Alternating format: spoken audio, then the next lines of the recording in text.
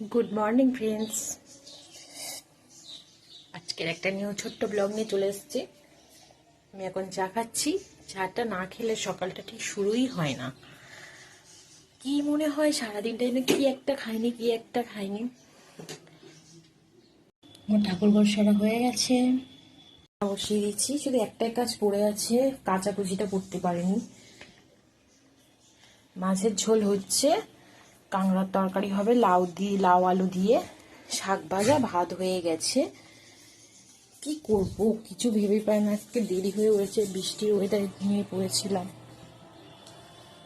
এই কাচাকুচিটা রয়েছে, এটা কাচবো, তারপরে কাজটা কমপ্লিট হবে। ছেলে আসবে, ছেলেকে স্নান খাওয়ানো ধোয়ানো করতে হবে। আজকের এটা একটা ছোট্ট নিউ ব্লগ ছিল আমার। তোমরা সবাই ভালো থাকবে, সুস্থ সবল থাকবে, অল্প খাওয়া দাওয়া করবে, সুস্থ সবল শরীরটাকে ভালো মেনটেন্স করবে। যা দুনিয়ার বুকে রোগ ছড়িয়ে গেছে, রোগ হচ্ছে প্রত্যেকটা বাড়িতে বাড়িতে, মানুষ মেডিসিন ছাড়াই চলে না। তাই বলছি ভগবান সবার জন্য মঙ্গল রাখুক। আমি প্রার্থনা করি ঠাকুরের কাছে সবাইকে সুস্থ সবল হয়ে পৃথিবীর বুকে বাঁচুক। Tata, by.